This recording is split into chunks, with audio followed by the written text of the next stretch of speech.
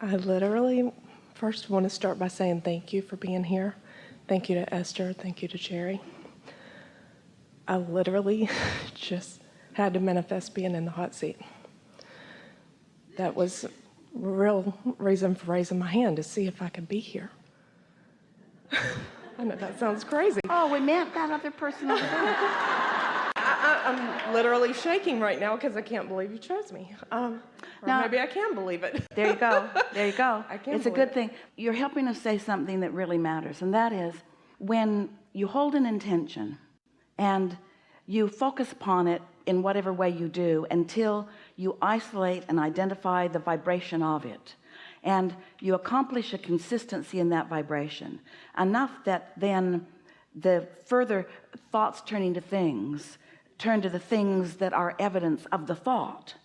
That's the way you come not only to understand the laws of the universe, but to trust them, and even more than that, to trust yourself. Because just listening to us, here is this woman, she sounds so confident, she never misses a beat, words just stream so easily, there's consistency in the message, but still she could just be really smart. And so you don't really know for sure what you're getting here.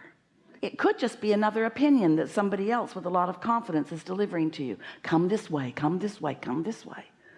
But if something that you hear resonates and you affirm it with your own awareness of the resonance that you feel, and then you apply some of it deliberately, and then you feel an impulse, even an impulse like wanting to be in the hot seat or about raising your hand in order to be, and you get what it was you wanted, then you have some evidence of the way the laws of the universe work. You find evidence of your own alignment, and that's really what we wish for all of you, is that you look for and find evidence of your alignment. Don't test it with things you don't believe, because you'll get evidence of your not believing. Jerry always said, put your basket out there far enough that if you hit it, it will thrill you, but not so far that you don't think you can. Don't test it in a way that makes you know, and then the limits of your testing are unlimited. Then in time you'll feel so invincible that it won't just be, well, I thought I might kind of try to see if I could get in the hot seat. It'll be something far more than most people would allow themselves to even want, let alone believe. But when you want something and you believe it, then you are in that place of non-resistance, and then you unleash the energy that creates worlds on your behalf. And most important, because you're unleashing the energy that creates worlds on your behalf all day, every day. But the most important factor is you don't unleash it and then block it. Yeah.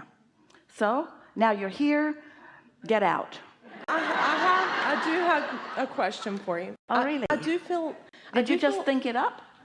Well, kind of. It's along my power of manifesting. I feel like I'm a very strong manifester. I can manifest little things easily, like getting into the hot seat. I would just try to see if I could do it.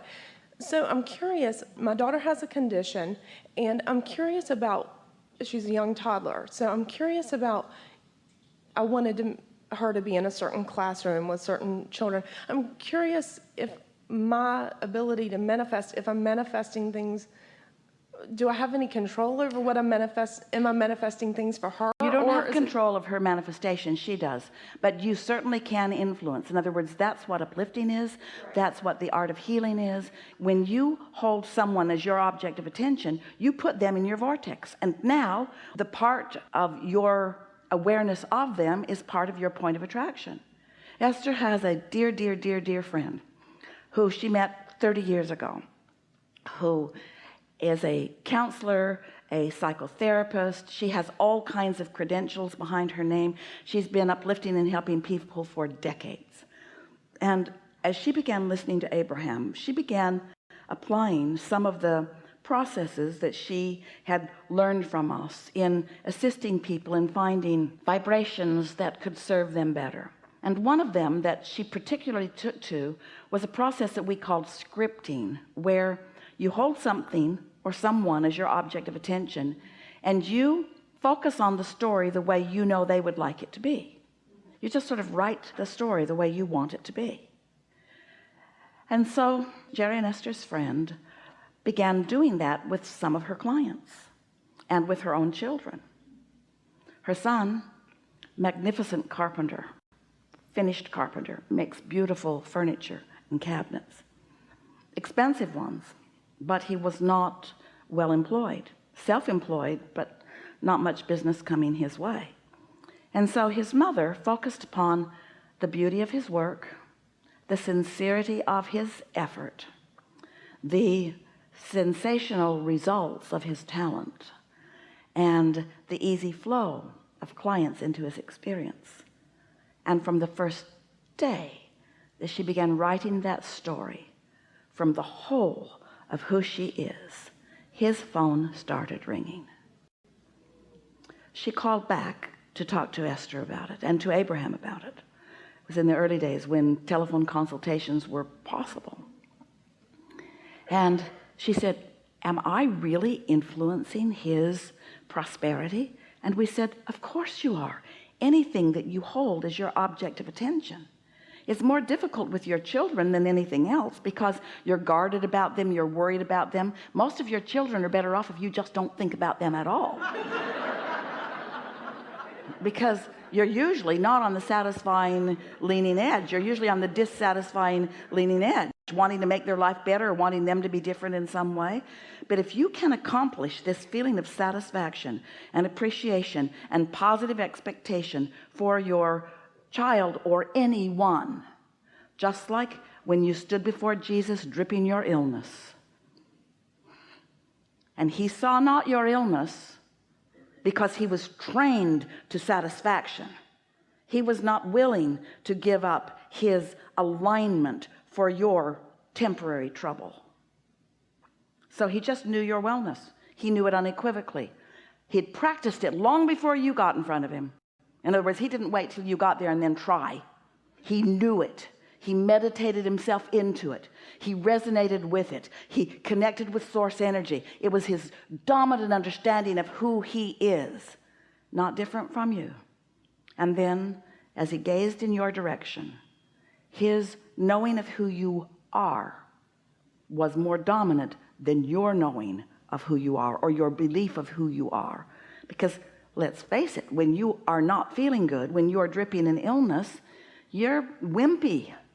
You're guarded. You're usually mad at yourself. You're usually pretty defensive. You're usually looking for the reason that this bad thing has happened to you.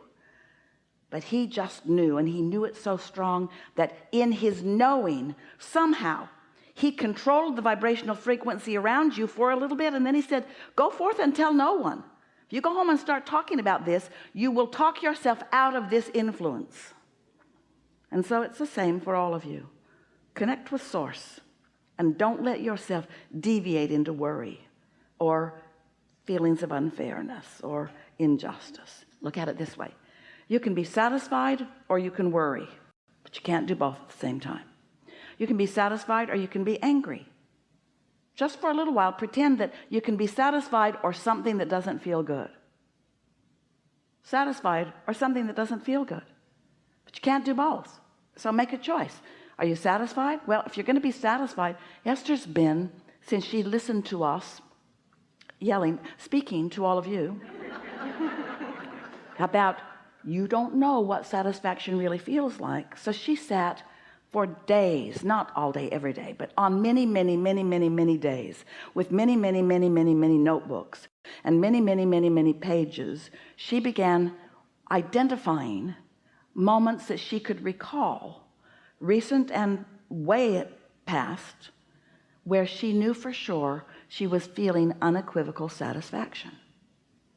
And at first the memories weren't coming back to her as quickly because she was looking for them and not finding them so much. And then once that door opened and she started to remember being really young and laying in the grass with nobody knowing where she was and nobody caring. No one was after her to do something other than what she was doing. Her mother was busy. Her mother trusted her. Different times, you might say, small town. But Esther remembers being in that grass and just liking being there and thinking, what kind of a fun thing should I do next? And then she remembers going between the lilac bushes. They were big, and there were 3 of them, and it made a sort of little cave for her. And she remembers going inside and getting an old blanket and putting it down in her little cave and laying down in there and thinking, this is so cool. I like being here so much. And then she took a leaf from the lilac bush, big leaf, folded it in half. Her father had shown her how to do it and made a whistle out of it. Ooh. But she knew it would whistle because she'd heard somebody whistle with it. So she took a lot of leaves off of that lilac bush that day until her mouth made that leaf whistle. Oh, it was so satisfying when that leaf whistled. She still remembers. She carried leaves to school to whistle to people. But she remembers the feeling of satisfaction, the feeling of satisfaction. So she did what we asked. She reached for it, discovered it, isolated it, focused upon it long enough that then more thoughts about satisfaction began coming into her experience. So she practiced the feeling of satisfaction. That's what we're asking you to do, because you underestimate the importance of your point of attraction. And it doesn't matter what thought, past, present, or future, you're using to tune your vibration to non-resistance.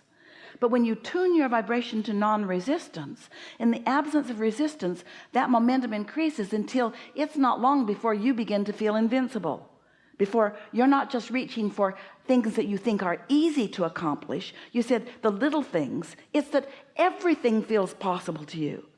Esther told someone the other day, they said, what do you do? And she said, I'm a pointer. They said, what do you mean? She said, I just point at things I want and they come to me.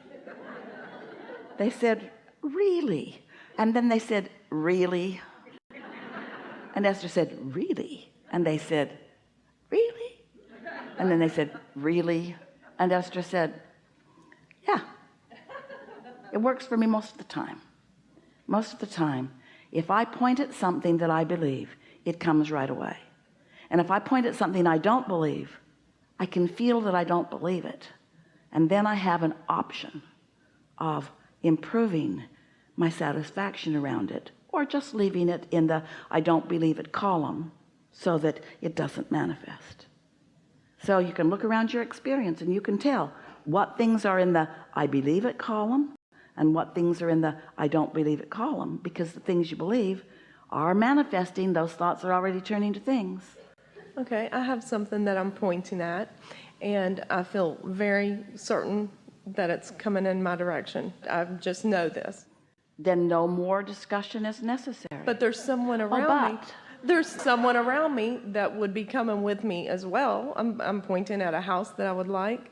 This person that's around me thinks I'm completely insane. So what?